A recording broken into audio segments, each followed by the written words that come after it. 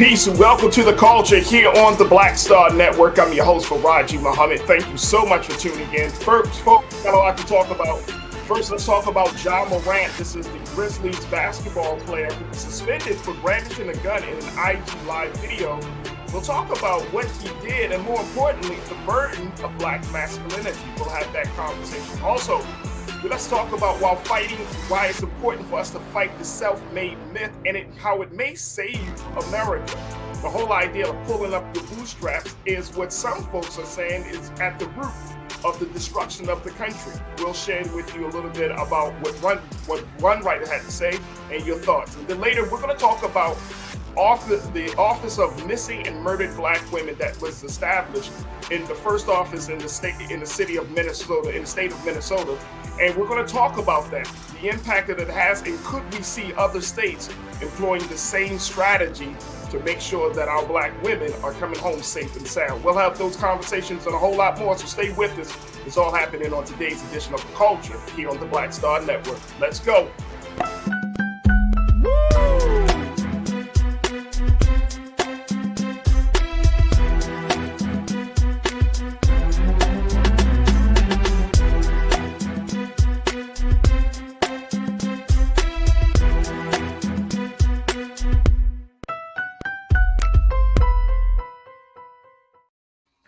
Folks, welcome to the culture here on the Black Star Network. I'm your host, Farajii Muhammad. Thank you so much for tuning in and being a part of the conversation. Folks, we got a lot to talk about, so I want to jump right in. First up, we're going to talk about this story about basketball player Ja Morant. Now, you may have heard this story, but this is the player who was suspended for brandishing a gun on an Instagram live post. Now, this is a black man, a young black man, who played for the team, the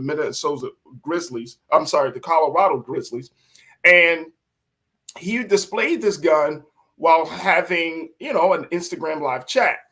Now, as a result of that, many people felt like something had gone wrong, because here's a man who is at the top of his field. He is one of the phenomenal basketball players for the Grizzlies.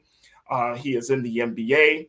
But more importantly, folks are seeing that something has inherently gone wrong for him to take such a bold move to show his masculinity and prove his manhood by brandishing a gun on camera. And I'm sorry, the Memphis Grizzlies, not Colorado, thank you, Memphis Grizzlies that he plays for. So today, as folks have been trying to figure out what's going on and how this happens, we wanted to kind of talk about the burden of black masculinity. And this really continues the conversation that we have been having culturally on social media and even on this platform about black masculinity, whether you're talking about the idea of being corny with Michael B. Jordan to what we saw with the cover of Ebony magazine with Jonathan Majors. Black masculinity continues to be a major topic, and in the past couple of weeks, it continues to have so many different dynamics and nuances that I think is worthy for a discussion. So I want to share with you a little bit of what one recent writer had to say about the Ja Morant situation, and then we're going to check in with my brother Sinedu Wakorfor, who is a diversity, equity, inclusion specialist, who can give us his take on what it means to be a black man, and more important, the great burden of black masculinity. Now, check this out. This is from The Root. The writer wrote this piece about Ja Morant, and this was the inspiration for this conversation. Take a look at this, folks.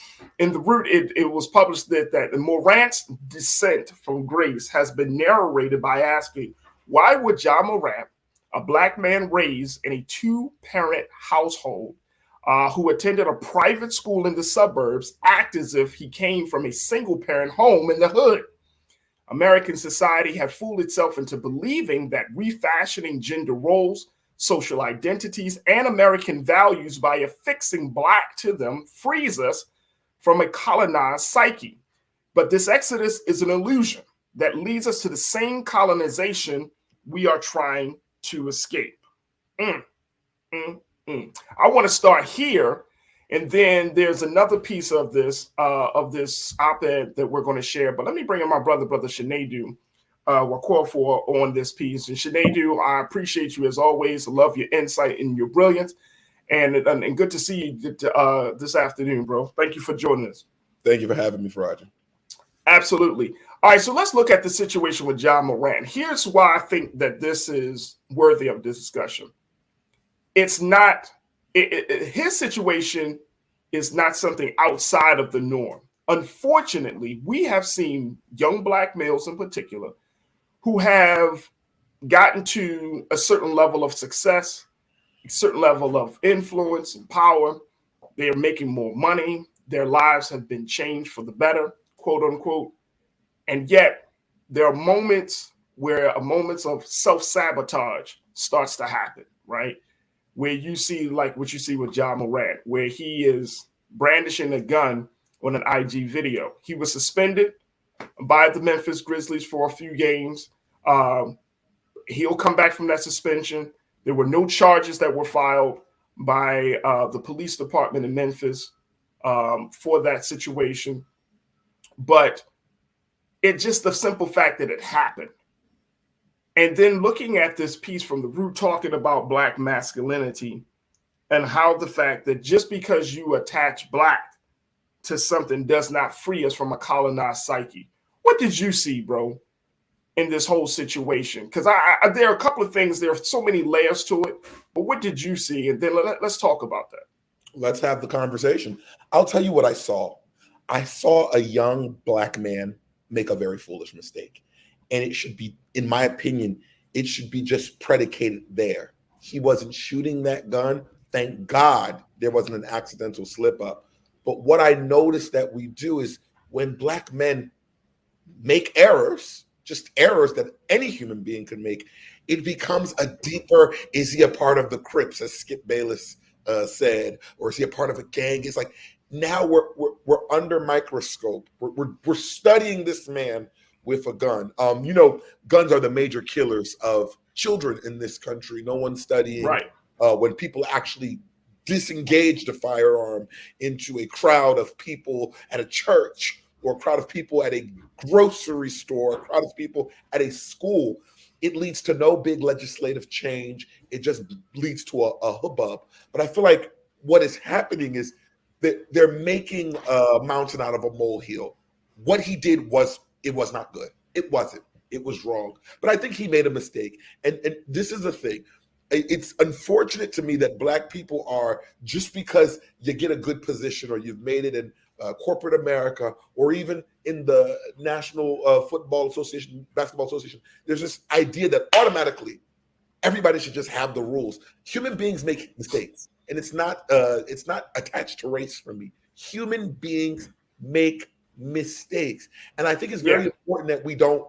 Yes, what he did was very, very stupid, and he should have known better. But he might be having a hard time adjusting to his life and where he is and his personal time, because what he did was his personal time. But I think he has to understand that as a professional who is representing a team, you have to be cognizant of all you do. Well, so and I agree with that. I definitely agree with that. Now, one of the big reasons why he has came out to say that he's been under some great deal of stress, right? And which I understand. I mean, you're going from one status in life to the next status. You're trying to adjust. You got money that's been thrown in your face. You got people coming up to you. You're the face. You're the new phenom for the team. All of that, right? So you're trying to deal with that, which is understandable. But I do think that it's worthy of some discussion because, again, it's not as if Ja Morant is an outlier of the situation. There's a pattern. Now, here's the pattern.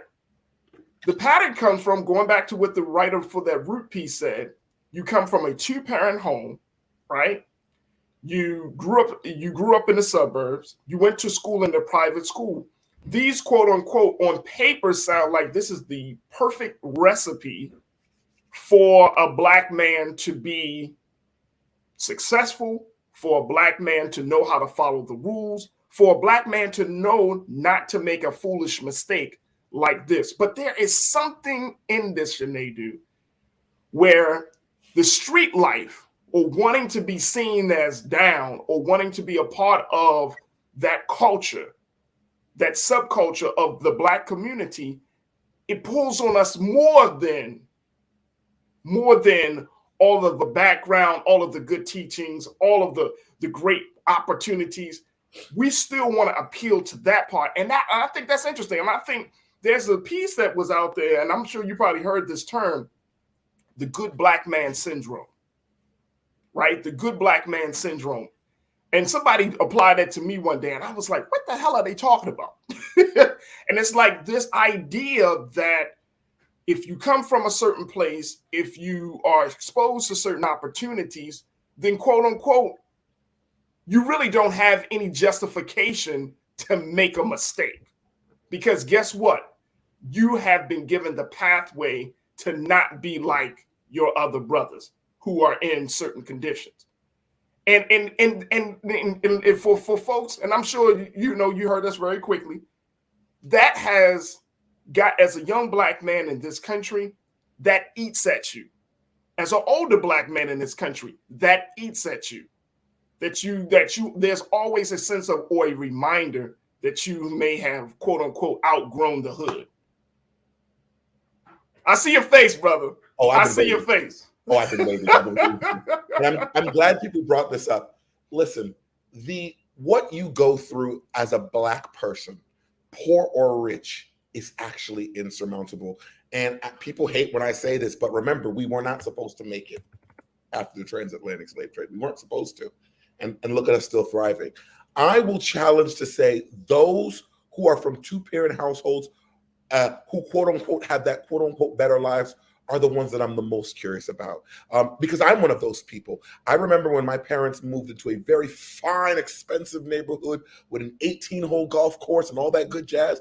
And I first went, and it was almost all black people in this neighborhood. And I went to find my first group of friends. And when I found them, I realized that, we all had beautiful, huge single family homes, but we wanted to be our own gang. We even said it. And I think there's a deeper psychology in that, right? And I think we have to think on that, where when you are a black person in, a bad situation, whether that be financially, socially, economically, the hood, the ghetto, whatever you want to call it, and it's not just an American thing, it's worldwide. When you're in that situation that you now make better, by making it work, scratching and surviving good times, for some reason that becomes the thing you want to be, even when you have better chance and better opportunity for yourself. That's why, we don't have an issue with Future, but we're calling Russell Wilson corny. That's where those type of ideas and mindsets come from, where we have this skewed set of what it is to be black and cool and black and great. And I noticed, because I was one of these people, where I felt like I wasn't black enough. You have and real quick, and that's a good point. But then there's also this skewed view of what it means to be a black man. Exactly. Where theoretically, you see what I'm saying? Like we are still, and I'm saying we as black folks in this country, we still struggle with that.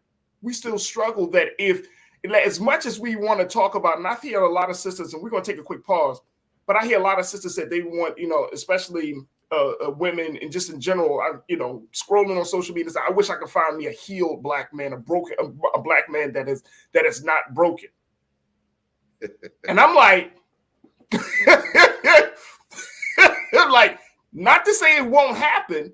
I truly believe black men are out there. However, you got to look at the power of the culture. You got to look at all of the stories that we have been told since we were little boys, that school is not cool and being in the street is the hottest thing. We still struggle with that as a people, especially for the next generation, where the street life, those who come from the street life into success, is more seen as successful, is glorified, is praised, rather than the young black boy who goes to school every day, does his homework, and play a couple of sports, and live on the straight and narrow. He's corny. He's not real. He's trying to be like white people. And we still struggle with that all the way into our adulthood. with grown women and grown men have these very skewed views of being what it means to be a man, what it means to be a woman. Look, we got to take a quick pause. We'll continue the conversation with my brother Shanadu as we're talking about Ja Morant and the burden of Black masculinity. I'm going to share with you some more of what the writer from The Root has to say about this issue, and of course, get your take. So stay with us. We got a lot to get to in the cult right here on The Culture, here on the Black Star Network. Stay with us.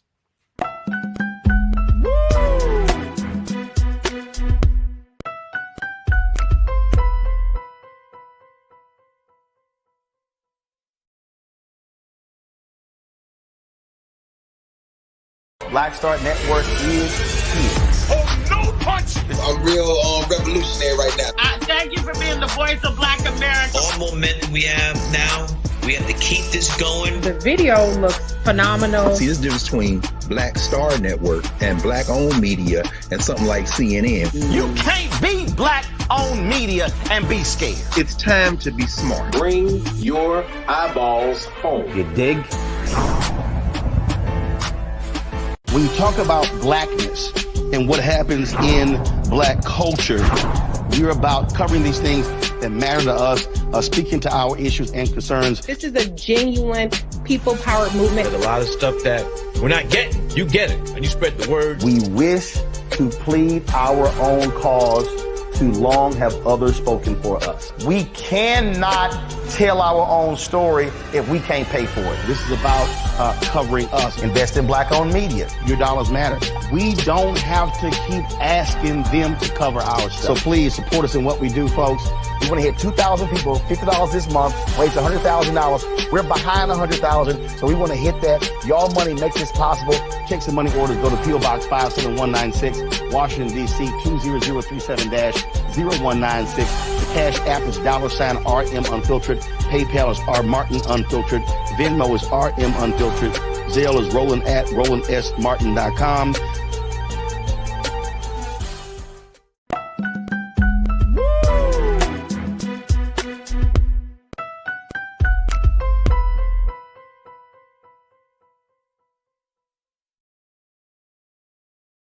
Folks, welcome back to The Culture here on the Black Star Network. We've been talking about Ja Morant and the burden of Black masculinity. This is the Memphis Grizzlies basketball player who was seen brandishing a gun on a live IG post. Take a look. This is Ja Morant. And now the conversation is about what is going on with his life. Now, he has come out, and that's just a little screenshot of the Instagram live video. But many people are saying this is a cry for help. This is a sign that something is wrong. He said himself that he's been under stress and trying to deal with some things. And so the conversation about Black masculinity comes back to the forefront. Again, this is another part of a conversation that we're seeing around Black masculinity, especially with the recent cultural discussion about Michael B. Jordan, this idea of corniness. This is also part of that conversation about what we saw with Jonathan Major's cover on the cover of Ebony and people questioning and all, well, what is he trying to say about Black men and Black masculinity? Black masculinity is being evaluated and being studied and being scrutinized today. And so I want to bring my brother back, Shanadu Wakorfor, and get his take on this. And folks, we're going to also get your take. But to very quickly, Shanadu, get to that point that I was making, that we still struggle with this in our community. Like there is the call there, like, you know, people might say, I want you to stay on a straight and narrow, stay on a good path. But then there's also those of us in the community that love the drama of a traumatized Black man, of a broken Black man. My man Willie Frazier checked in. He said, Farajii defined broken. I'm talking about a man who is not emotionally intelligent, emotionally mature, a man who has gone through some traumatic experiences and hasn't dealt with those experiences, and hasn't gone through therapy, who believes he's okay, and yet has not truly dealt with all of the demons and the pain and all of the issues that he's dealt with. So how do we reconcile that, Shanadu? How do we reconcile that within the community where we don't put those type of, put that as a metric of masculinity and redefine it? I think very importantly, and people may not find this palatable, but oh well. I think it's really, really important that no one in the Black community describe another person as broken, because what is broken is the system. And people don't like to hear about that, but the system has so much effect on who we are. It does. The way one lives is predicated to their attitudes and their actions. That's why you can go to a zoo and walk around in the same confines of a wild animal. You couldn't do that in the safari, in the desert, right? But the environment has now shaped how that animal will act, if you will. Am I calling us animals? No, but what I'm saying is our environment and what we have sustained, never properly addressed or redressed in the culture and outside of the culture, is a huge problem. And we have now metamorphosized to this new level of the delineation complex, where it's like, oh, I'm not that nigga, or I'm not that this or that. Listen, we are of the same community. And although there may be people that are more stabilized than the others, if we are our brother's keeper, if we are many parts but one body, depending on how you want to look at it, it's a brokenness that is within our community as a whole. And a lot of that comes from society, but also us feeling like folks are better than I don't want a broken man. I wonder if that sister who made that comment, if she has done all that she needs to do to be a quote unquote altogether woman, or whatever. What is that? I even think that as an ideology is stupid, because there are so many broken parts of us as human beings altogether. And I think to diminish our brethren and not be kind of understanding to our humanity is very dangerous, because there is so much against Black women, and we know that, and there is so much against Black men, so much societally and within the culture, that it is almost overbearing. I would agree. Let me go to what the Root had to say in this op-ed. And again, this is not about saying that he is a Black masculinity problem. I want it to be very clear. I'm not saying that. I'm saying that his actions show that there is an issue, and that he is just another case where, even though you go through you meet all of the standards, right, that you get to a high level of success, and you do something so foolish that it could jeopardize the rest of your career. Now, it hasn't, but it could. And there's a level of self-sabotage. Folks, this is not just me making up a term. Self-sabotage is real. We probably have all done it in some way, shape, or form. We get in a good relationship, or we get a good job promotion, and then there's a sense of us not feeling worthy, or a sense that this is not enough. We're like, as much as we talk about this sense of capitalism, gaining things, having stuff, and all of this stuff, living in a nice neighborhood, you still find yourself, when you even get to those places, when you start to acquire those things, you still find that you're still left unfulfilled. And that's the big thing. That's the big thing. All right, take a look at this very quickly.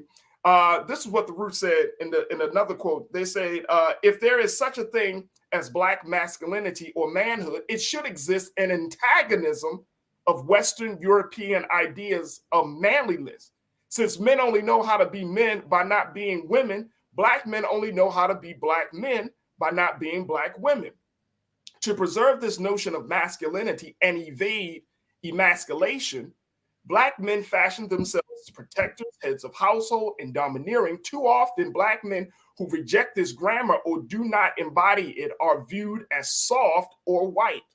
To the contrary, the assumption that the bastion of Black masculinity is a brute, protector, and head of Black women are white ideals. This was not always tradition. So even in our Black masculinity, and I think this is interesting, Sinead, there is a form of resistance that comes, right? And that we have to know it. I'm reading this book right now called The Social Animal, written by New York Times op-ed columnist David Brooks, one of my favorite columnists. And he got this book called The Social Animal. And one of the things that it talks about is that sometimes the unconscious mind is more influential and more powerful than the conscious mind, right? So that means that even though we might think that certain songs, certain images, or our culture, it doesn't influence us, right? Or the images that we take in, or the media that we take in doesn't influence us, then you start to create a separate persona. You know, like my therapist said, that you create like this caricature of yourself. And it's not your whole self, it's not your authentic self. It's a persona that you created in your own head. And it's a hell of a thing that you see yourself one way, but the world and the people around you see you a different way. And you got this schism between this reality of perception. But I think it speaks volumes. Black masculinity should be, and I agree with the writer, it should be against these white ideals of what it means to be a man. But for some reason, we're having a hard time to wage that fight. What's your take on that, Shanadi? Environment. That's it. That's the power of the environment. The environment gets to dictate what you even find important, even if it's not important. It's you see it if you pay attention. You see it all the time on the news. Where look at what Roland Martin has done here with this network. But if you turn on the news, some of the things that we talk about here, they don't talk about it, right? But then we view the news as important, correct? That's the thing. We have to be able to define what we are for ourselves. And more importantly, we have to be able to define our Blackness outside of the schisms of what white people do, what Westernization has done, and what we deem to be credible for our collective. Because if you think about it, if we were able to properly dissect and re-engage Black masculinity, Black unity, women femininity, women unity, as it pertains to Black people, then we'd be public enemy number one. But when we can sit within each other and masquerade around and argue, we lose out on a bigger story, the bigger news, the important news, which is dealing with what is oppressing us. And I think I've said it before, I would love for my people, I would love for us to have these conversations so that we can learn to thrive and not survive. We are great survivalists, and we need to upgrade that mindset into thriving. And I think a lot of the conversation of Black masculinity or these things that are happening are because of survivalism. Because now, a lot of, like you said, a lot of Black folks are not growing up in some of those certain situations anymore, but they still feel compelled to be in those places to garner and boost themselves. Rest in peace to the dead. But I said that when, was it Takeoff died? I said that. I said, my goodness, we have not gotten to the place where even when we're in a better situation, where we continue to go higher rather than go back. That's a problem. We got to discuss it. And that's why we need to have it. I know some of my culture crew, y'all saying he didn't do nothing wrong. It was dumb, but he didn't do nothing wrong. But in the big scheme of things, why do a Black man who's making millions of dollars pull out a gun on video? Why does a Black man who's making millions of dollars put himself, who's hanging out with his friends at a bowling party? Now, that's not nothing wrong, but you got to understand that you at a different place in your life. So certain elements are going to be attracted to you just as much as the positive. You got the negative elements. It's a pattern. It's not that they did anything necessarily wrong, but it's a pattern that we feel like we have to keep upholding. It's a behavior that we have to keep upholding. And that's my pushback. We don't, as Black men, you don't have to be hard, quote unquote. You don't have to be from the street to get the respect. It's a pattern that needs to be disrupted. All right, folks, we got to take a quick pause. When we come forward, let's talk a little more about what's happening. I got a great conversation lined up for you about this whole idea of self-made. Are we really self-made? Can this country say that we are self-made? I got something for you to say. Nope, that's not the case. We'll have that conversation up next here on The Culture, right here on the Black Star Network.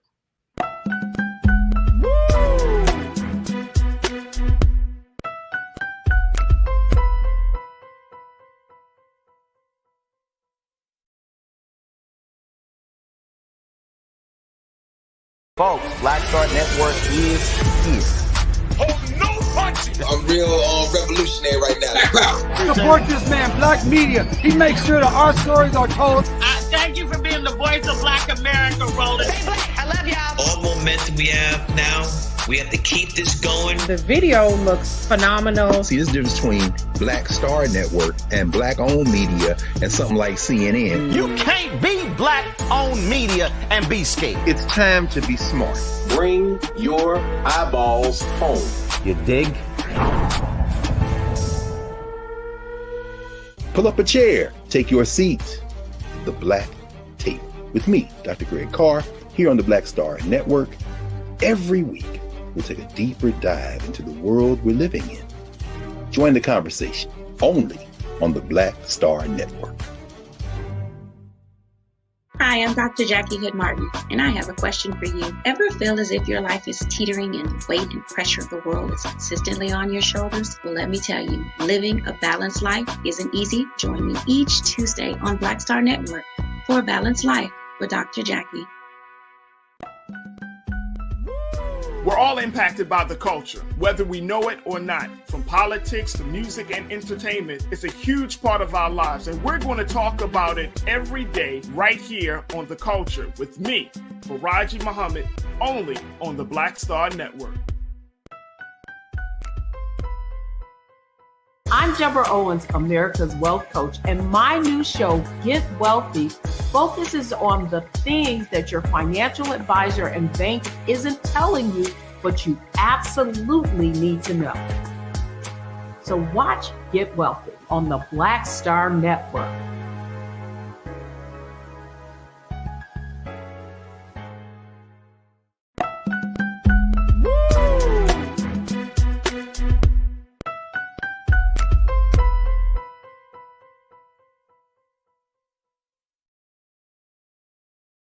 All right, folks, welcome back to the show.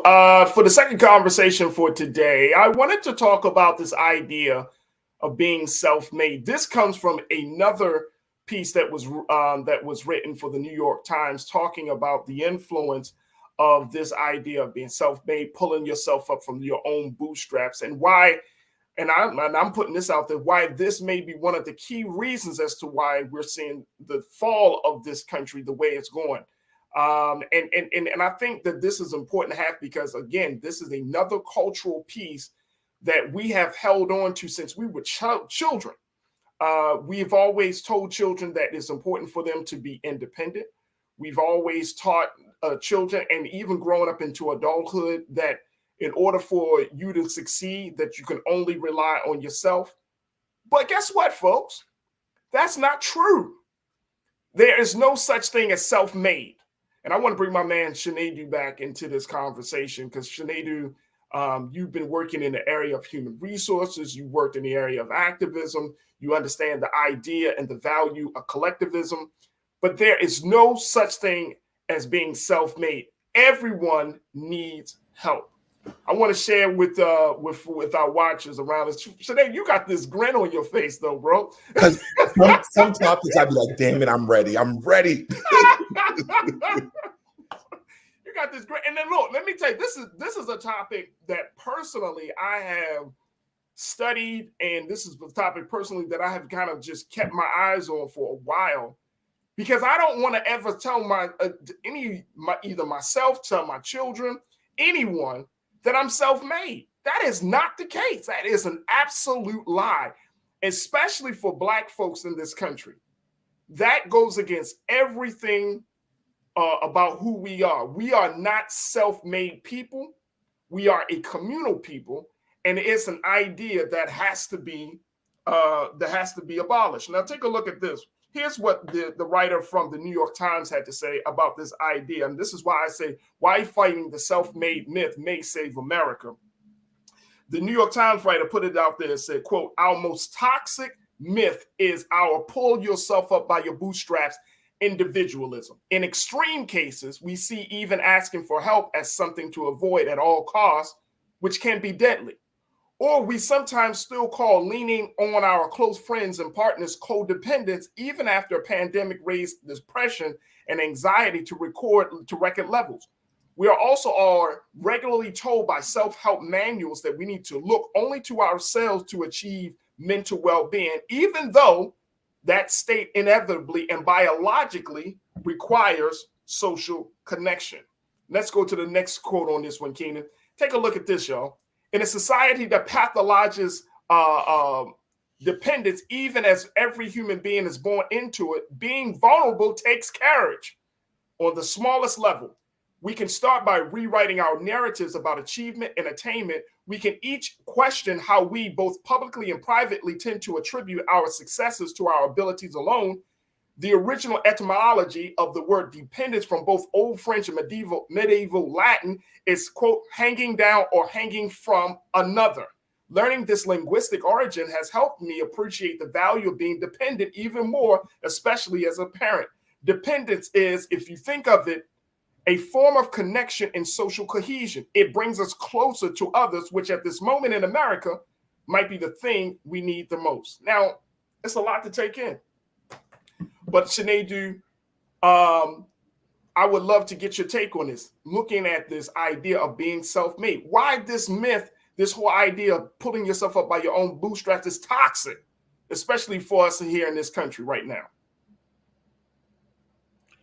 First of all, I don't know who the fuck, sorry, made that statement, but it's have to go there. Y'all, this is absolute lunacy. And it's, for all my Black folk out there, you know, power to the people, that whole idea of being self-made is very white, okay? If you want to be, there's nothing Black in that idea of being self-made, because there's nothing Black in just thinking about the self. Like you said earlier, we are derived of community people. Community is in our soul. Even when we don't want community, we make it in every ramification of who we are. And to be honest, the reason why self and that idea of self is being broadcasted is because, with all due respect, white people do not come from a culture, a tribe that consists on togetherness. It consists on singularity. And let's go further. When you say you're self-made, somebody may say that JP Morgan was self-made. How do you get the money, brother? Right. Who do you have to impoverish to be self? Okay. And a lot of times when I hear that term self-made, it's funny because you don't come. How did you come to this world? You were attached to something. Something helped grow you up. There is no one comes into this world and is siloed by themselves. So it's a preposterous thought to produce some type of preponderance of I can do it all. And why is doing by yourself cute and cool and fun when we also know that to push policy, to push culture, you need togetherness. When you see people going for legislation, when you see good and bad, when you see Republicans throwing these different laws in different states, no one is thinking about self. It is togetherness. So as Black folk, we need to stay on that train of togetherness, because that's how we move. That's how we are. And any idea that you want to be self, I'm sorry to tell you, you are cosplaying in whiteness.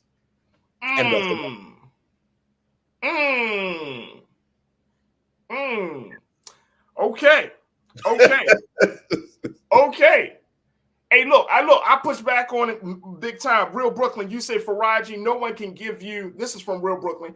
He said, Farajii, no one can give you ambition. That is something that is the foundation to success. To me, ambition is the platinum standard for success. And to me, that is the definition of self-made. However, that's the definition of drive, your ambition, you being able to but being self-made, it's absolute lunacy. I'm gonna use Sinedu's word. It's lunacy. Because every step of your growth and development, somebody is there to push you along, to support you, or to carry you in some cases. Every step. You get a new job. Somebody said, you know what?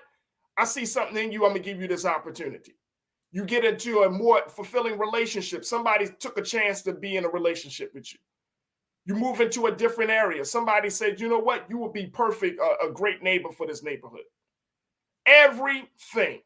There's always somebody giving. And here's why we should push back on it, folks.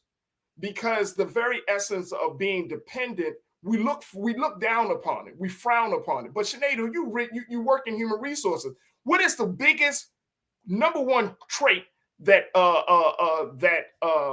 employers often ask you about whether you have or don't have? And guess what it is? Are you a team player?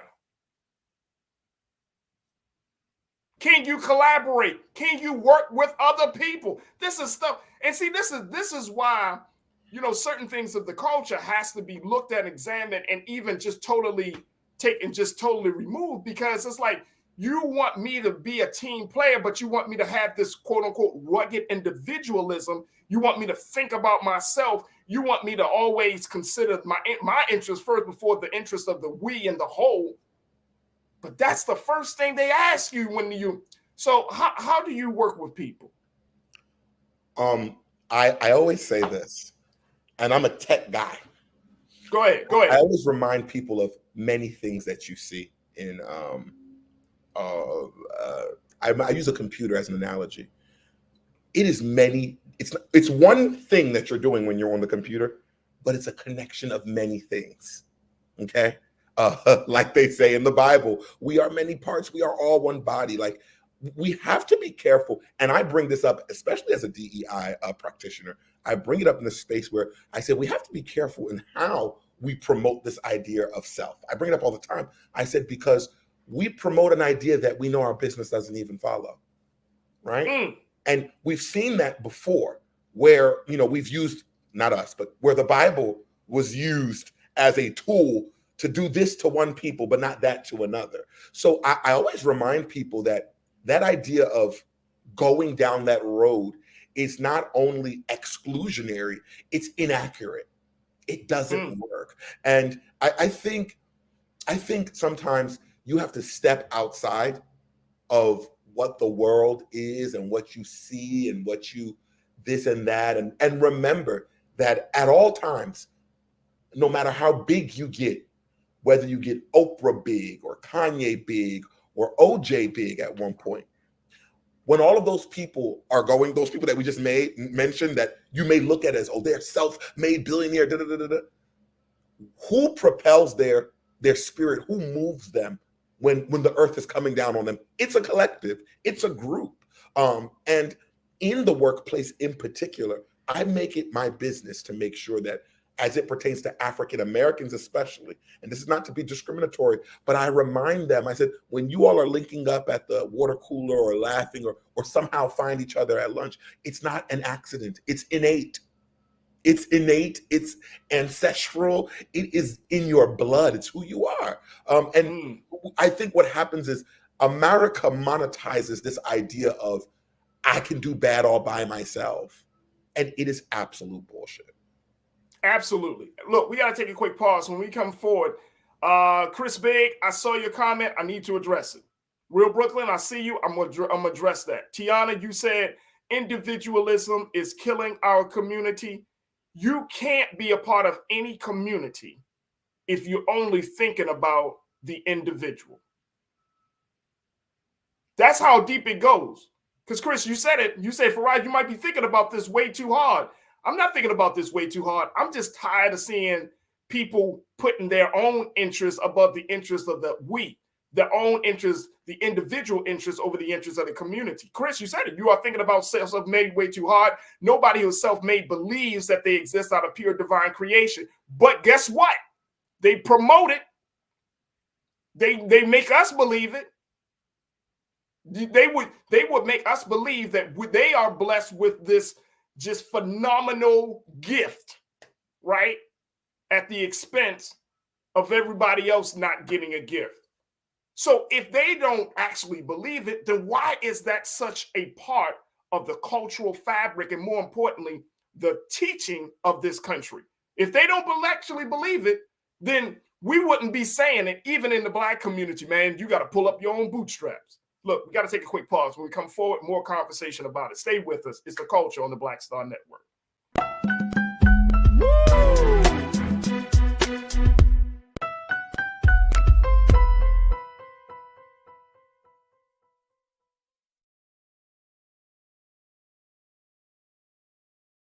Pull up a chair, take your seat. The Black Tape with me, Dr. Greg Carr, here on the Black Star Network. Every week, we'll take a deeper dive into the world we're living in. Join the conversation only on the Black Star Network. Black Star Network is here. Oh, no punch! I'm real revolutionary right now. Thank you for being the voice of Black America. All momentum we have now, we have to keep this going. The video looks phenomenal. See, there's a difference between Black Star Network and black-owned media and something like CNN. You can't be black-owned media and be scared. It's time to be smart. Bring your eyeballs home. You dig?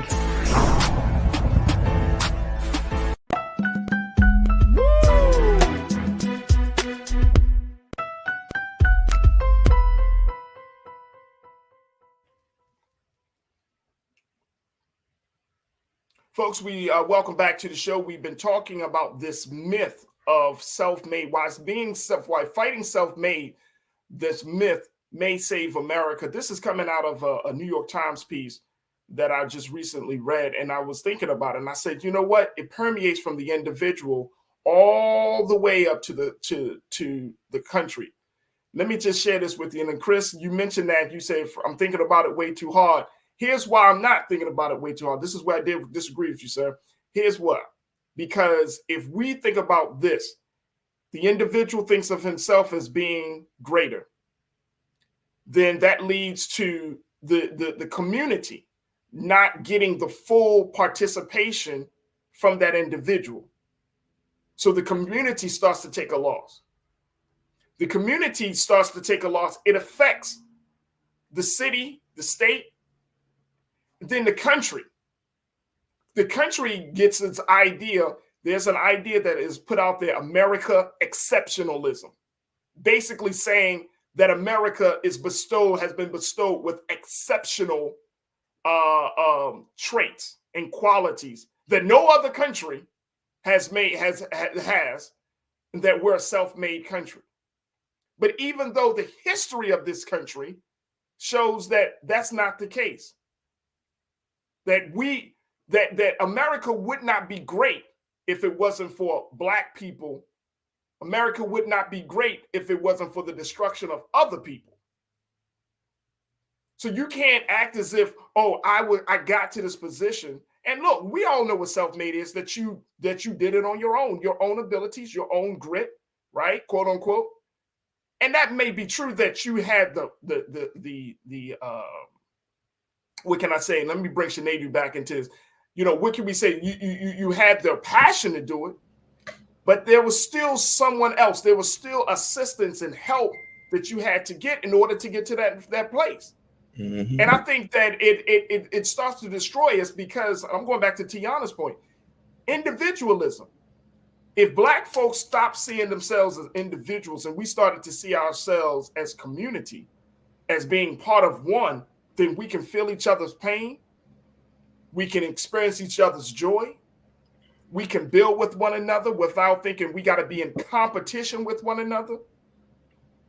That's part of the reason why we're in this condition that we're in, because we feel like we got to compete. We got to compete for attention. We got to compete for resources. We got to compete for money. We got to compete for opportunities against our own brothers and sisters. And that's really counterintuitive and counterproductive. How are we supposed to build a nation, come into a better understanding of who we are? We're supposed to get into a level of independence if we all think that we're competitors. I don't compete with Sinead. Sinead don't compete with me. Whatever he's been blessed with to have, whatever opportunity, that's for him. I got mine, but guess what? I'm going to be happy for him. He's going to be happy for me. But if we go for the same job, you're not my competitor. I mean, I'm not going to put that in my mind. Oh, this man, he's trying to take my job. It may not even be my job. Out of all the things that we were in the world, we're going to beef over a little job. Come on now, Sinead. Talk to me, bro. Talk to me. And I think, I mean, you summarized it perfectly. You summarized it perfectly. And I think that's another thing. Like, listen, I always said this, and I said this when I used to do my activism work and still do.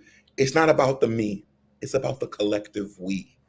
always, always, always, always. It's so funny. What everybody fantasized and loved about Wakanda, it wasn't about one person. It was about them all. It was about the people. Like we have to remember, we can't keep saying we want to be, we love this African this and we want to be more African. Let's not commercialize Africa. Let's not commercialize Blackness. It is a lived experience now. And that's okay. We are a collection. I always use the body because it's a great example. When you run really fast, you say stuff like, I ran fast. You don't say, my legs propelled me or my heart. But those things did move you. They're a part of you, but to be specific, they moved you. So when people make it, we are a compilation. We are a symphony of all things Black. All of us. Even if I looks like I'm going, and I remind people of this all the time. Everywhere I go in my life, I'm always thanking the person that you will not see on the stage next to me. I'm thanking the person who is dealing with me backstage to present the me on behalf of us. And that's okay. It's nothing wrong with that. It's nothing wrong with being a representative of your people. Y'all, it's the most beautiful thing ever. A symphony. Who wants to be a one-man band? We are a symphony. Ooh, come on, brother. Look. I love that, Sinead, because guess what? I don't want to be self-made. First and foremost, my parents brought me into this earth, assistants. But before that even happened, before I was coming through my mother's womb, I was a twinkle in her eye that was inspired by the Creator, by the divine, by God himself. That's assistance. See what I'm saying? See, it gets to the very root of it. And this is when I'm going back to that point that you made earlier, Sinead, how it is such a European Western philosophy that has disrupted the natural. All of this idea that you don't need any assistance, that you don't need help in your life. It's the same reason as to why we're in this country right now. You got millions of people on Medicare, millions of people who need assistance, whether to go to school, right? Can they really say that they're self-made? Can this country constantly put that out there and say, you know what? We are a self-made people. But you got millions of people that need health assistance, educational assistance, right? Social services, right? We often talk about it in the Black community that we need more programs to help Black youth. We need more programs to help the homeless and this. But then at the same time, you want to put out there or you want to propagate self-made or pulling up your bootstraps. That does something to one's psyche when they see themselves as one thing, but the reality in which they live shows something different. You messed up in the head from that. All right, let me go to this very quickly, guys. Let me go to this. Lana, you say every time I interview the CEO, my question is, what is your biggest regret? And all say, I got money, but I wasn't there for family and I'm paying for it. See, family, community builds collective. What's the point? And Lana, I'm glad you brought that up, sis. Because what's the point? What's the point of being this great individual if no one else around you is great with you? So your family suffers. Your friends suffer. But you eating. What's the point? I don't care about eating it by myself. I'm trying to be like Jesus. I'm trying to have my homeboys around me. Trying to split the bread and the fish. Trying to split the bread and fish. I'm trying to eat with all the people that came with me. I'm not trying to, and this is crazy because even in hip hop music, bro, in the culture today in hip hop music, we talk about these things. We talk about it, right? And do you think that any like if you look at some of these musicians and even rappers and whatnot, some of them were in the background of bigger acts, and then that bigger act sometimes said, "All right, it's your chance. Go ahead and go out in the spotlight and shine." I don't care what artist. I don't care if it's Jay-Z. Somebody gave that man a chance. And he would be lying to his soul if he didn't say Russell Simmons or Leo Cohen or somebody didn't open up the door for him to be as successful as he is. Look, we do ourselves a disservice when we start to deny the natural self. Come on, man. Come on, man. All right, let me go to a couple of more of my crew members before we take our next pause. Okay, here we go. Real Brooklyn, you say team player contributes to the shareholders' profits, ambition give you promotions, pay raise, time off, awards, etc., etc., etc. Real Brooklyn, you are my guy. I love you. But guess what? I disagree. Sinead, you can have all that, pay raises. You still working on a team. I don't know. And correct me if I'm wrong on this, Sinead. In the modern day workspace, is any individual not working on a team? No. No, it's impossible. Everybody can't do everything. You're not doing payroll and leading the company. It's not possible. It may be indirect, but there is always team connection, even if you're a solo worker, because you're not running payroll by yourself. Someone's doing it. So as we close out on this, because there are cultural implications of this, there are national implications of this. What do we glean from this, Sinead, as to how we move forward? How do we start to really push back on pull up your bootstraps mentality and the self-made myth?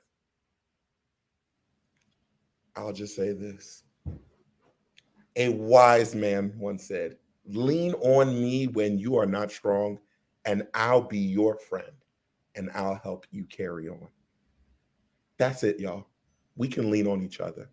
We can lean on each other for strength, for greatness, for excellence. And there is nothing deplorable about that. That is who we are. There's nothing wrong with it. It doesn't have to always be in moments of super successfulness. You know, when we're dancing and we're doing music and entertainment, we can always just lean on each other because that's who we are. You know, your mother leaned on someone before who leaned on somebody who we are a collective of leaners. And there's nothing wrong with that because each time you lean on somebody, they're able to push you straight forward back up. And if you lean the other way, they're able to push you. That is our sturdiness, having our community to lean on. There it is. Look, my sister Karen checked in. She said, Farajii, people need other people in order to achieve success. It is disrespectful to those who sacrificed and provided support on our road to success. I honor my role models and mentors who paved my way. Disrespectful to those who sacrificed and provided support. That's who it is. When you don't give credit where credit is due, when you don't acknowledge those who laid the path for you, then you are not worthy of your success. I'm going to say it just like that. There are people that have laid the path for me. I can't just act like, oh, I just did this on my own. If Brother Roland Martin didn't extend the opportunity for me to be a part of this network, or I crapped on him,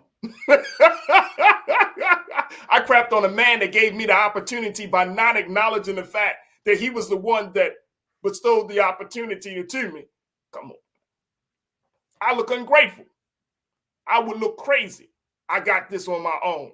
No. Especially in media, you don't get nowhere on your own in media. Somebody said yes. Somebody said yes. And the sooner that we start to see ourselves not as this super dynamic, highly qualified, and very ambitious type of individual, as soon as we stop thinking of ourselves as being that person and being the person that is a team player, that knows how to work well with others, a person who can have ambition, but not at the expense of other people's interests, a person who knows that they have talent, but they still can give space to other people's talents. As soon as we make that transition, I bet you our culture and our community would be a lot better. But it is the competition. That's what happened when we were in chattel slavery. The light against the dark. The light is better. The darker is worse. That continues to happen to this day.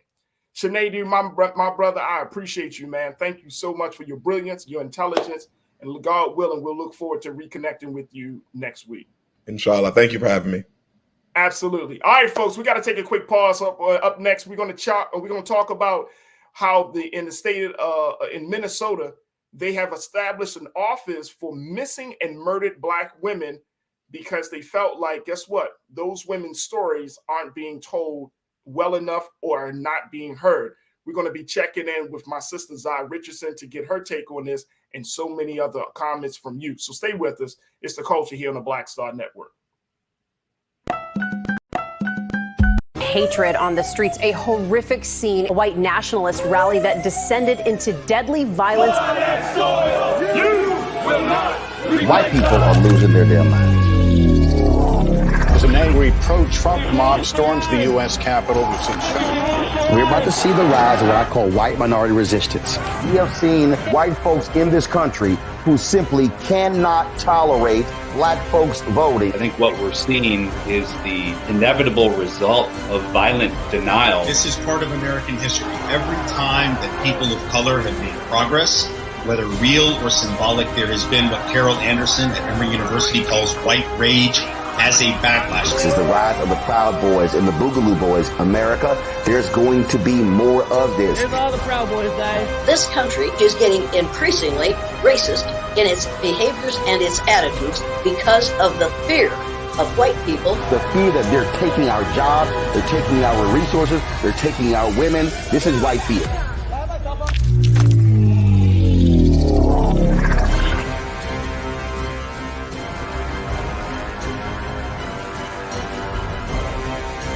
Folks, Black Star Network is here. Oh, no punches! I'm real revolutionary right now. Support this man, Black Media. He makes sure that our stories are told. Thank you for being the voice of Black America, Roland. Hey, Black, I love y'all. All momentum we have now, we have to keep this going. The video looks phenomenal. See, this difference between Black Star Network and black-owned media and something like CNN. You can't be black-owned media and be scared. It's time to be smart. Bring your eyeballs home. You dig?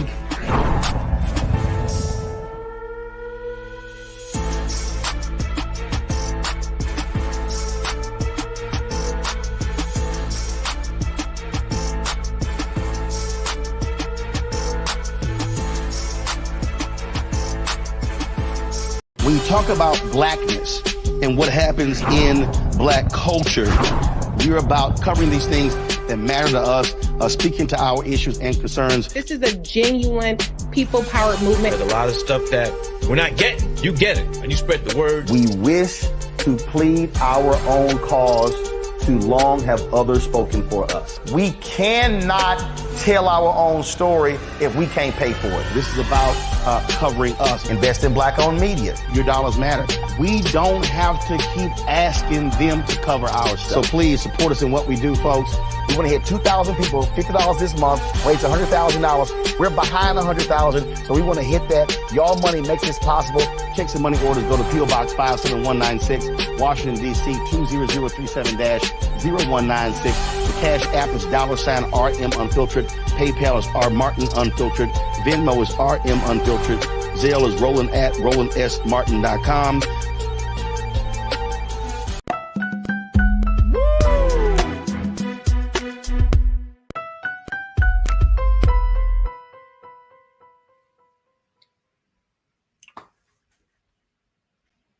Folks, welcome back to The Culture here on the Black Star Network. I'm your host, Farajii Muhammad. All right, I want to switch gears to have a conversation about what the state of Minnesota is doing to address the issue of Black women who are missing or Black women who are murdered. They have now decided to move forward on a progressive piece of legislation that would institutionalize a space for the recovering and for the healing of our sisters. Legislators in Minnesota are hoping to establish what they call the nation's first of its kind organization to investigate the disappearance of number of Black women and girls in the United States. And this is the number that is disproportionately high compared to other women of other communities. Now take a look at this, and then we're going to bring my sister Zai Richardson into this.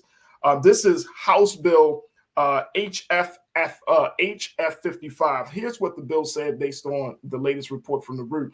It says that this bill would create the Office of Missing and Murdered Black Women and Girls, and it was approved by the Minnesota House on February 20th by a majority of 110 to 19. The groundbreaking endeavor is anticipated to cost about $2.5 million and would examine the circumstances of missing person and cold cases, according to Yahoo News. Now, The bill's author, Representative Ruth Richardson of the Democratic Farmer Labor Party, she said it is a high priority in the governor's budget and expressed optimism it would pass this year. In her opinion, it's a blueprint for a national response. She says, we are hoping that we can help to lead the way to ensure that Black women and girls are extended the same protection and the same support and the same energy that we see in coverage of other cases. This is so, so powerful. I want to bring my sister in, Zai Richardson. She is the founder and lead consultant of Zai Media Group, and she's going to be one of the new voices joining us here on The Culture. We're so happy to have her this afternoon. Zai, thank you so much for being a part of the conversation. How are you this afternoon? I'm doing wonderful, Farajii. Thank you for having me on. Absolutely, absolutely. All right, Zai, let's talk a little bit about this case of establishing an office of this magnitude. First of its kind, if it can get through the state legislatures.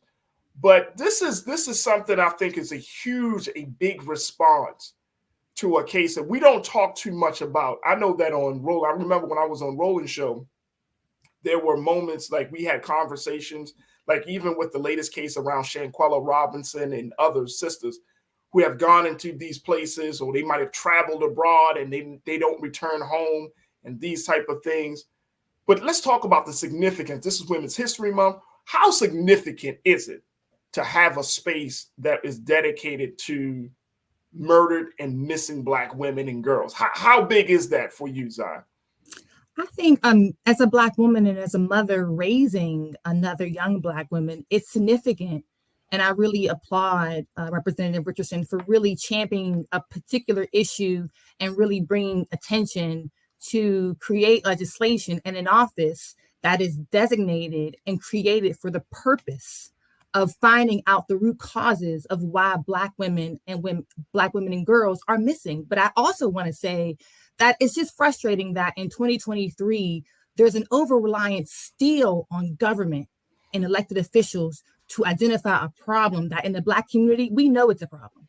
So there's always been this longstanding idea and notion, and we've read the news that Black women are missing, that Black girls are missing. And when we see it, we sort of have a desensitization of like what's happening. So we know it's happening. We talk about what is happening, but it takes a representative in Minnesota to create an office for us to realize the significance of why that is so important, even though we as a group of people and as a community have long known that this is a problem, a reoccurring problem that has been a problem for decades, especially in poor Black communities. So to me, it speaks not only a racial dynamic, it speaks to classism, the idea that oftentimes poor and underprivileged and marginalized communities, even amongst Black people, are undervalued, even amongst us in how we talk about it, the attention that we give it, and the priority that we see it when we understand the issue and we know it's happening, but we won't really give it the attention that it deserves even amongst us. So I think it's a landmark legislation in the office, and I applaud her. And also, interestingly, Minnesota has created a task force to better coordinate and crack down on the factors that contribute to why women of color are missing in higher levels than other women. And I think also at the federal level, there's an act called Protect Black Women and Girls Act. And I'm encouraged that at the federal level, they too are seeing that it's about time that we have a conversation with policymakers on how we can better respond to the dynamics and the realities of lived Black women all over this world, and particularly in this country. So I'm so happy to hear that you brought up that piece of policy, because I think that is important. But it is something that even within our own communities, we don't talk about it too much, right? Unless the story gets to social media famous. That's the terminology I'm gonna use, right? But once the story gets to social media famous, everybody is kind of like sharing the story or sharing a video or what the case may be. But there's still something, there's not enough attention. Like if a Black girl goes missing, and I remember when I was living in Baltimore, there were a rash of Black girls that would go missing. And I'm thinking to myself, like, I mean, we kind of talked about it in Black media, we discussed it, but the pushback is very shocking, because there was like, this pushback was like, well, these girls are probably, street or sex workers, or these girls probably went with some man, or they just ran away. And it's like all of these other excuses, instead of the very real possibility that these girls could have been kidnapped, these girls could have been harmed or murdered. These girls can be thrown into the human trafficking sex trade. All of these other things, like it was always like this victim blaming versus and victim shaming versus, no, they infringed upon it. How do we break out of that? How do we change that? I think, there's a couple of things that are tangible causes for why that happens. I think when we really want to be honest, the way white supremacy and the way patriarchy shows up in Black communities is that it shows up by a devalue of Black women. And so I think what has happened unintentionally to sort of a Black Lives Matter movement, and really historically, all the movements that have really led to significant progress for Black people, there has been a laser focus on rights, mistreatment of Black men. And so we have been significantly invested, and also publicly shamed if you don't take a stance on supporting the mistreatment, supporting people who call out mistreatment of Black men. And so we understand that. And so there's like this social pressure in Black communities to recognize that, yes, Black men are disproportionately impacted by policing. And there's all these other factors that go in. But what happens is Black women still are in that dynamic. Black women are still a part of that conversation. And so what has not happened is that same sort of attention, that same focus and call out has not happened. So you have to have a say her name just to bring it to the forefront. But I think what has to happen is Black people have to recognize that devaluation of Black women has happened in Black communities with Black people, because that's how white supremacy and patriarchy has showed up for us. And when we recognize that Black women and Black girls need just as much support and focus and dedicated resources to be successful, that's when we can say collectively that we can turn the table and we can pivot. And I think a realization in conversations like this is certainly a start. An office that Representative Richardson in Minnesota has created is certainly a start. And I think all those conversations help us with an awakening that this is a reality for us. And I just think that unintentionally we cascade Black women aside. And I also think that's an idea that goes back to slavery, this idea that the values and the perspectives and the choices of Black women, we have to always be the secondary or the assist role. So when we're always assisting, it becomes that our values, our wants and desires become secondary to the primary of the man. And it's not a matter of either or, it's a matter of both. I'm not on here to say that men are disposable and women are go roar.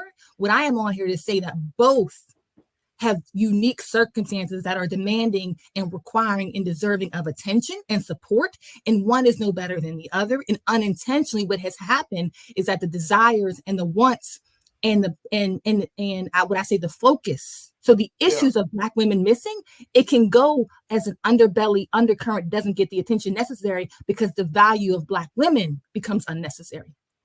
Woo! Lord, when I brought you on, I was like, let me just see what we're going to do. But no, let me tell you something. And here's what, and I know that my crew, they may not like what I'm about to say, but I got to keep it 1,000 with them. When we talk about the state, the condition, the safety and well-being of Black women, there are all these conditions about what she did first before she can get the support of men. Yes. Black men. Right. It's not like, oh, something happened to the sister, let's go. It's like, well, why was she out at that time of night? Right. What was she wearing? Right. Did she say something to the man? You know, and I think it gets back to that point you just made about, you know, how our enemy of our rise uses this level of division, uses this as part of his plan to keep us divided among the sexes. So now, as for Black women, for y'all to be like, oh man, not only am I dealing with white supremacy coming from white men, I got to deal with the chauvinism coming from Black men. Right. The misogyny coming from Black men. I got to prove my worth and my value. Right. For my brother to even give a damn about my safety and well-being. Yep. That's the heartbreaking part about this, Zai, that I see. My sister Mimi checked in and said, we need this for all of the missing and murdered Black women all over the country. Quote, hashtag we matter too. Mimi, you also checked in and said, when we go missing, there's always a victim blaming, shaming narrative. It is absolutely true. Mm-hmm. It's absolutely true. And let me go, and real quick, let me tell you how sick it goes. Yeah. Let me tell you how sick it is. If the woman that's missing is an attractive woman, then we take interest. Physically attractive, we take interest.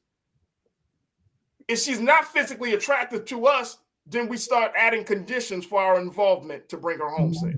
Yeah. I mean, this is effed up, man. Yes. It really is.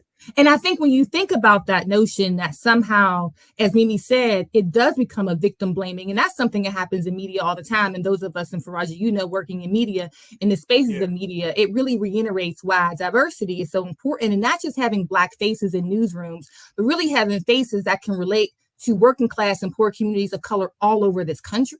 Because what we know is that just having a Black face doesn't automatically equate to diverse ideas. And I think when we can have broad representation, you'll have someone in the newsroom who can understand why the victim shaming and the blaming is so not appropriate, and it's only typically disproportionately impacted to those victims that happen to be Black and happen to be poor. Or what they consider poor based off of, as you described, there becomes this complexity of attractiveness of the victim and the victim's background. And what you have to know, and for those of us in media who are of color or who are Black women and men, what we typically do is we anticipate that victims are going to be mishandled and inappropriately discussed. So we have to mitigate that on our end. So in my work, I always try to make sure that I anticipate that's a likelihood, because I'm aware of the dynamics in newsrooms that are primarily covered and staffed by white men, especially at the executive producer levels, the news editor levels,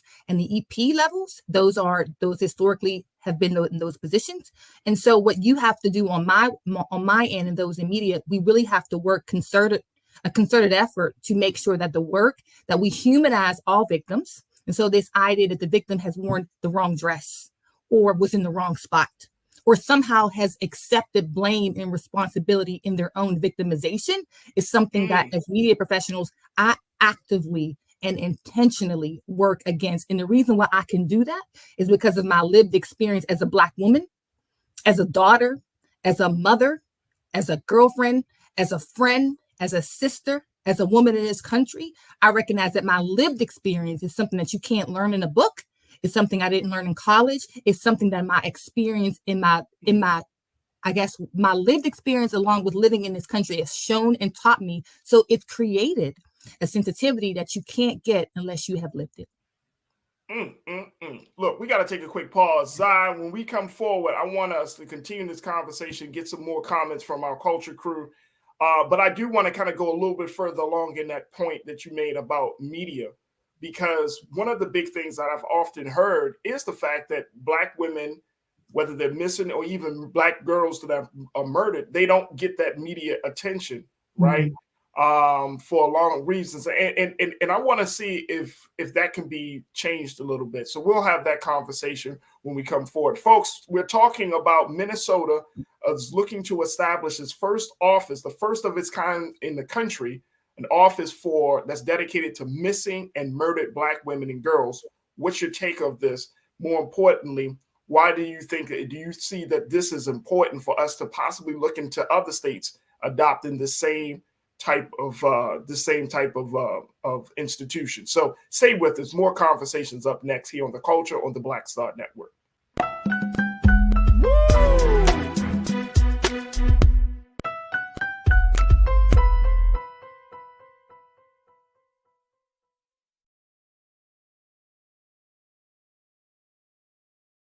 hatred on the streets, a horrific scene, a white nationalist rally that descended into deadly violence.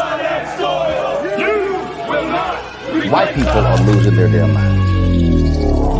As an angry pro-Trump mob storms the U.S. Capitol, we're about to see the rise of what I call white minority resistance. We have seen white folks in this country who simply cannot tolerate black folks voting. I think what we're seeing is the inevitable result of violent denial. This is part of American history. Every time that people of color have made progress, whether real or symbolic, there has been what Carol Anderson at Emory University calls white rage as a backlash. This is the rise of the Proud Boys and the Boogaloo Boys. America, there's going to be more of this. Here's all the Proud Boys, guys. This country is getting increasingly racist in its behaviors and its attitudes because of the fear of white people. The fear that they're taking our jobs, they're taking our resources, they're taking our women. This is white fear.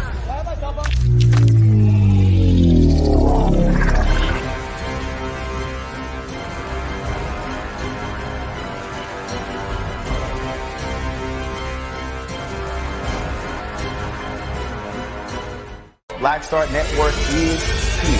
Oh, no punch! I'm real revolutionary right now. Thank you for being the voice of Black America. All momentum we have now, we have to keep this going. The video looks phenomenal. See, this difference between Black Star Network and black-owned media and something like CNN. You can't be black-owned media and be scared. It's time to be smart. Bring your eyeballs home. You dig?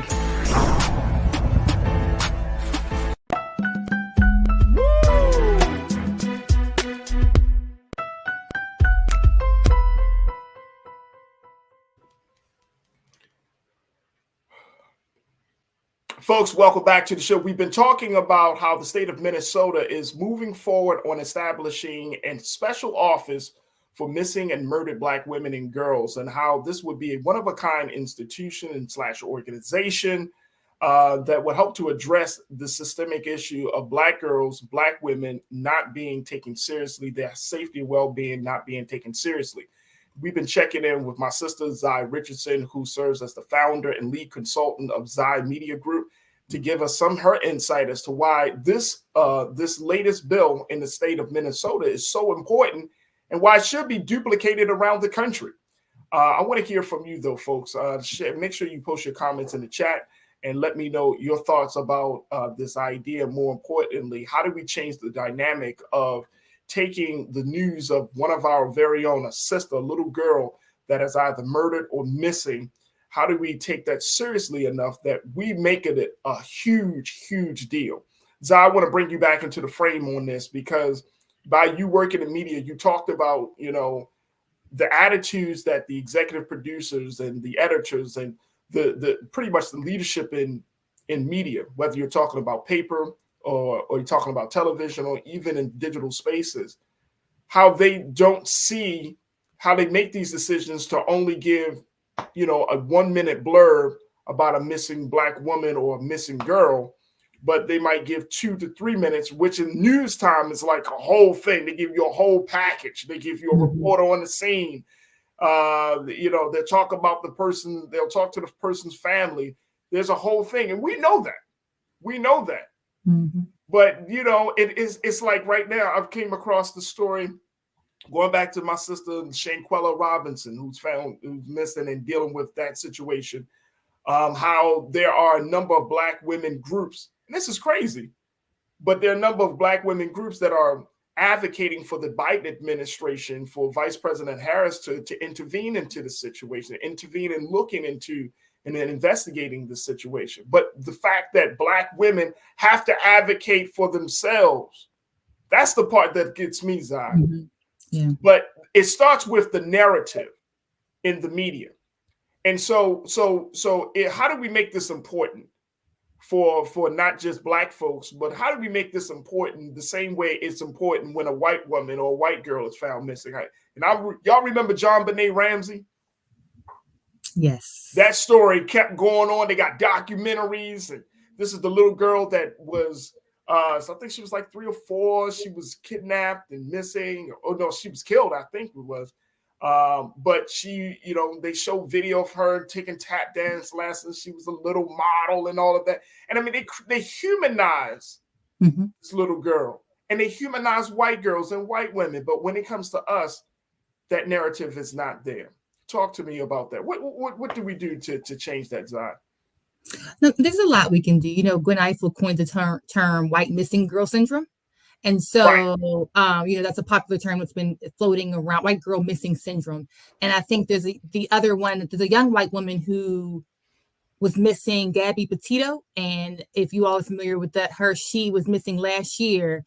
And within, she was strangled by her boyfriend. And so she was actually strangled to death. So it's not to say that those mothers are no less sad than the other mothers. And it's not to say that we should not be empathetic to those families. Any mother or father who loses their child tragically is devastated, indifferent to color of skin. That's a universal fact. And I think when it comes to the scenario of Gabby, what happened was she went missing after she was on a trip with her boyfriend. And then what turned out to be is that her boyfriend actually was the one who strangled her. But what's important is that her family notified authorities in September. The authorities had a press conference, which means the local police department held a press conference the same month that she was reported missing. And then in that same month, the news cycle was swirling about Gabby. So most of us, not even familiar with what was happening, it was on our Twitter feed, it was on our Facebook feed, it was on our Instagram feed, and it was in our news feed. And it became a popular conversation in our local news as well as our national news. And so I think what happens is when it comes to Black women and Black girls, when we become missing, it's not that we are not reporting them, because what we know is that even though we can say the data says that 100,000 Black women went missing just in 2020, we know that's just what's being reported and tabulated in the numbers and the data. Because as an actual data set, it's likely missing a significant portion, because the numbers are never always reflective of marginalized communities. So there's always a group that's just not reporting, or they're reporting, but it's not populating up to have the recognition that's included in a larger data set. And so I think what that speaks to is it speaks to the importance of organizations and advocacy groups and local organizations to recognize that just as much as we can organize for hashtags and we can organize around Black men, when they are arbitrarily and unfairly murdered by police officers, is the same way we as a group of people can organize around missing Black women and children. And I think when we ourselves create a larger value and appreciation for this issue, and it doesn't have to be just Black missing children as an organization. It doesn't have to be just rolling, creating a space for it. When it becomes a popularized conversation amongst ourselves, is when that notion of humanization of people, women missing, and girls missing, it will become a media story. And it first starts with us. I firmly believe it first starts with us. Absolutely. And I want to get back to the data that you mentioned, because this is, I want to put up some data here. And I'm glad that you brought that up, because for our data scholars out there, sometimes folks need to see the numbers to understand how serious the situation is. Take a look at this, folks. Despite making we only make up only 13% of the population in the country. And this, according to this data, despite making up only 13% of the female population in the U.S., studies have shown that Black women account for 35% of the country's missing women. 35% of the whole country's missing women cases. Nearly 100,000, as you heard my sister Zai talk about, nearly 100,000 of the 250,000 women who went missing during the COVID-19 pandemic in 2020 were women of color. So you're talking about almost half of those who went missing in 2020 were women of color. Okay? According to data, take a look. According to data cited by Brittany Lewis, I'm on the second paragraph here, folks. Ms. Lewis, co-founder of Research and Action, over 60,000 Black women are missing nationwide and are twice as likely to be homicide victims than they appear to be. Experts claim that cases involving missing Black women and girls remain open for 4 times as long as cases involving white individuals. So the cases stay open longer.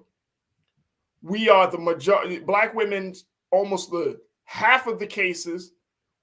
Many of Black women are being are found missing. 60,000 Black women are missing at least once, missing per year. It went up real high during the year of the pandemic, which is absolutely like, we need to really take a look at design and see, well, what happened during a year when everything was shut down, right, that you got this many Black women who were found missing.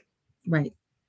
If we were off the streets, if we were quarantining at home or we were shut down in the house, how did all these Black women go missing in a year of the pandemic of 2020, folks? Mm-hmm. And then let's look at the implications of that on the larger community. If you got all these Black women missing or all these girls missing, what's the future of the community? Mm-hmm. They can't reproduce. They're not there to provide the nurturing and the care. And I'm sure some of these sisters had children. So then you got to deal with the psychological trauma that child that 1 child, 2 child, 3 children may have had to go through because their mom is no longer with them in their lives. Mm-hmm. I mean, the implication, the reverberation of the situation is so big, it disrupts the community on a fundamental level, Zai. And that's why and it's not just mentioning, oh, so-and-so's missing, so-and-so's missing. It's like for us to really understand that if you don't have a Black woman in the neighborhood, in the community, regardless of what her station in life may be, that community is on the brink of destruction. Mm-hmm. So yes, Black men can be in the community, but the Black woman is of the community. Right. You know what I'm saying? Mm-hmm.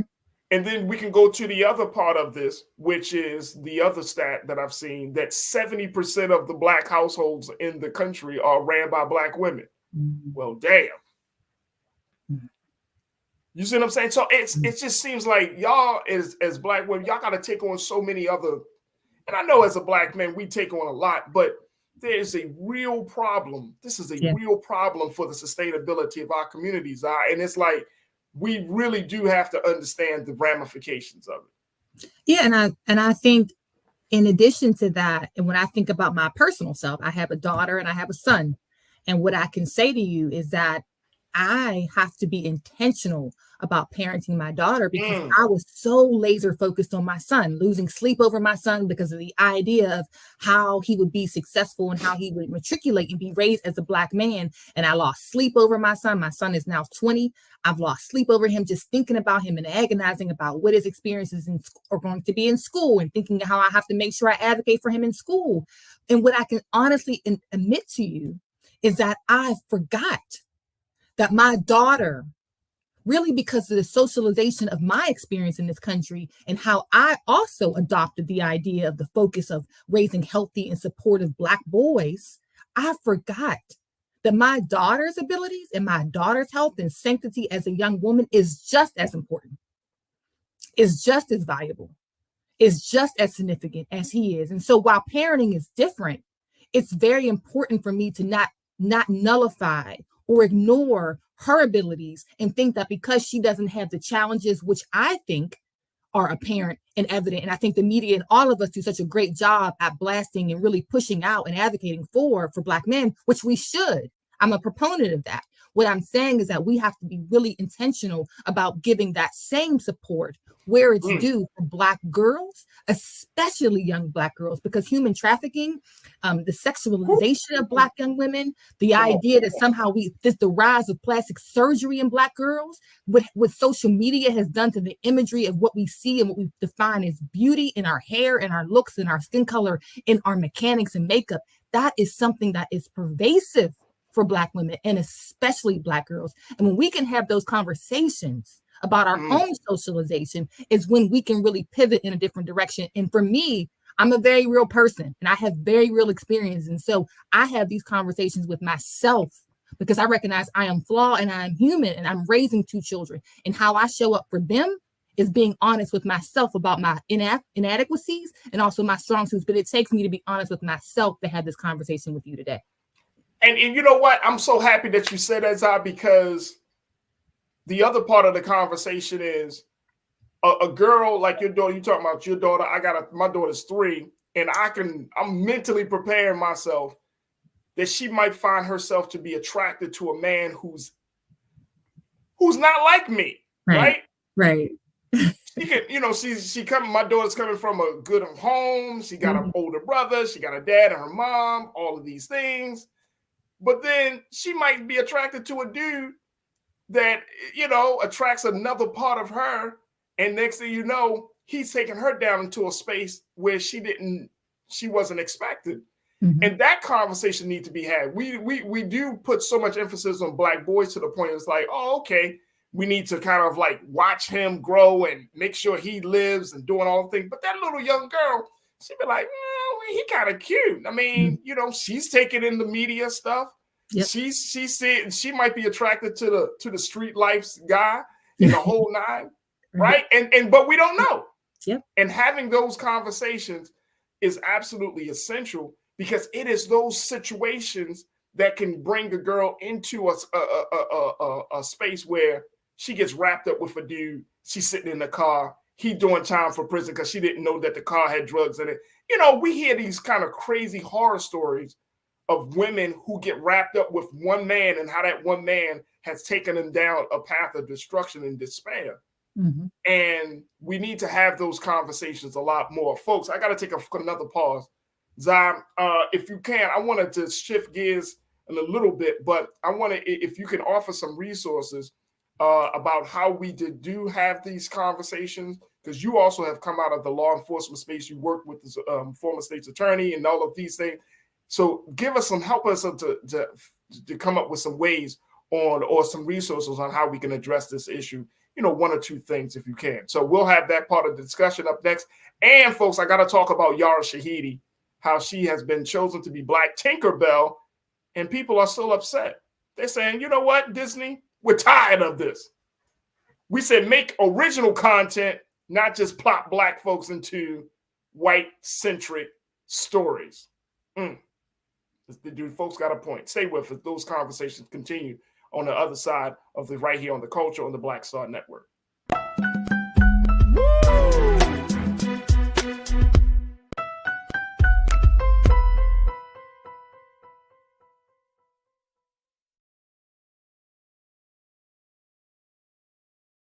Folks, Black Star Network is here. Oh, no punching! I'm real revolutionary right now. Support this man, Black Media. He makes sure that our stories are told. Thank you for being the voice of Black America, Roland. Stay Black. I love y'all. All momentum we have now, we have to keep this going. The video looks phenomenal. See, there's a difference between Black Star Network and Black-owned media and something like CNN. You can't be Black-owned media and be scared. It's time to be smart. Bring your eyeballs home. You dig? Pull up a chair. Take your seat. The Black Tape with me, Dr. Greg Carr, here on the Black Star Network. Every week, we'll take a deeper dive into the world we're living in. Join the conversation only on the Black Star Network. Hi, I'm Dr. Jackie Hood Martin, and I have a question for you. Ever feel as if your life is teetering and the weight and pressure of the world is consistently on your shoulders? Well, let me tell you, living a balanced life isn't easy. Join me each Tuesday on Black Star Network for A Balanced Life with Dr. Jackie. We're all impacted by the culture, whether we know it or not. From politics to music and entertainment, it's a huge part of our lives, and we're going to talk about it every day right here on The Culture with me, Farajii Muhammad, only on the Black Star Network. I'm Deborah Owens, America's Wealth Coach, and my new show, Get Wealthy, focuses on the things that your financial advisor and bank isn't telling you, but you absolutely need to know. So watch Get Wealthy on the Black Star Network.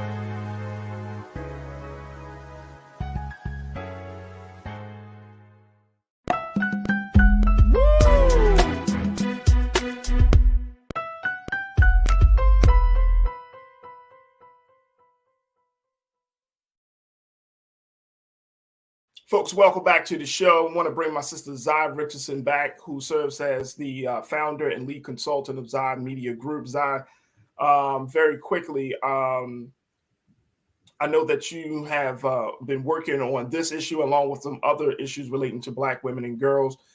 Is there any particular resource that you would recommend that folks can get more information either about the complexity of this issue, or if they just want to help and give their time to try to do something to address this problem? Yeah, I think that Black and Missing is a wonderful organization that you can really just Google, and it will tell you. It's basically an advocacy organization that focuses just on this topic, singularly focused on this topic alone. And I worked with them about a year ago because in Baltimore, Akia Eggleston is a case of a young Black woman who went missing and was missing for 5 years, and the person who has been charged with her murder was just charged this past year after the case had stalled for 5 years. And so who I worked with, I learned about Black and Missing, and they were incredibly responsive. They were very supportive, and they have a host of resources on their website. They talk about legislation that's being sponsored. So if you're looking to learn about the issue, it's a great place to start.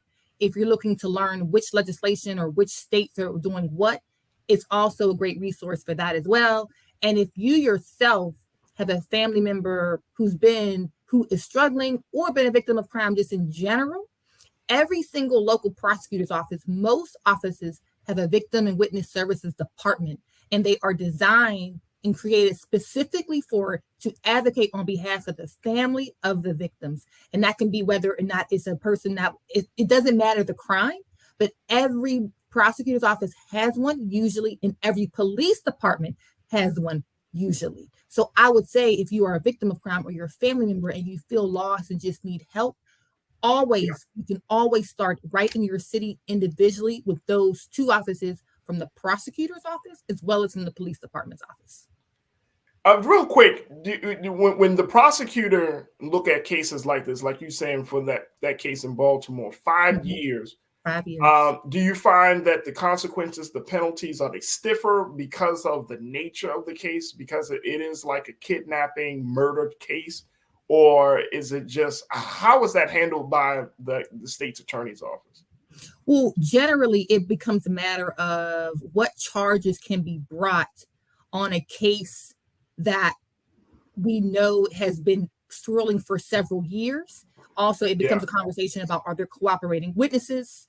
What evidence is provable? What evidence still exists after so many years? So they then have to go back and piece together what was already publicly known and then figure out whether or not the statute of limitations is passed. And then there becomes a legal conversation about time limits, what's available, what's permissible, what's provable, and what charges match the actual crime in the estimation and the analysis of the prosecutor. So that all those conversations happen. And generally, the reason why I say that it becomes a dual fold between community and elected officials and the government is because when people are more likely to not only sort of like act like what's happening is just sort of a girl going off with her boyfriend, or a girl just being loose and just being, a teenager being a teenager, then people are more likely to report it. And then when police go and interview people are more likely to be honest about where they feel it was not just in the situation of a girl going with her boyfriend.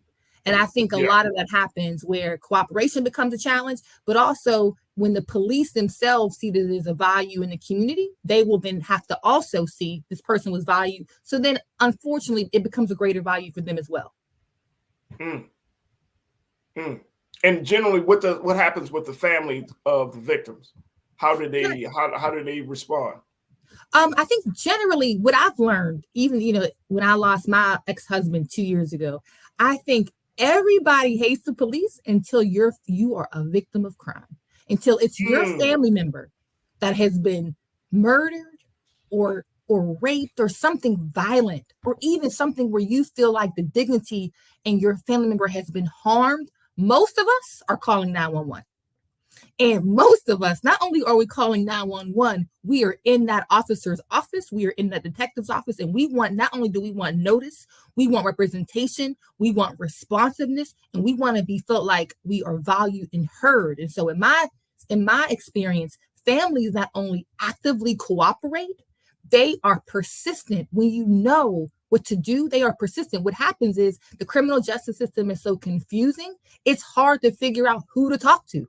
Who do I call? Who should I notify? When the prosecutor calls me, who are you? Like, what are you doing? Is there another prosecutor? Are you the lead prosecutor? So even for me, even though I had worked in the system, it was confusing for me because it was the first time I was not the victim, and I had to understand as a victim, when a family member dies or is harmed, what do I even do? And it's confusing, but I can say universally, families want help. And families want those who are responsible held accountable.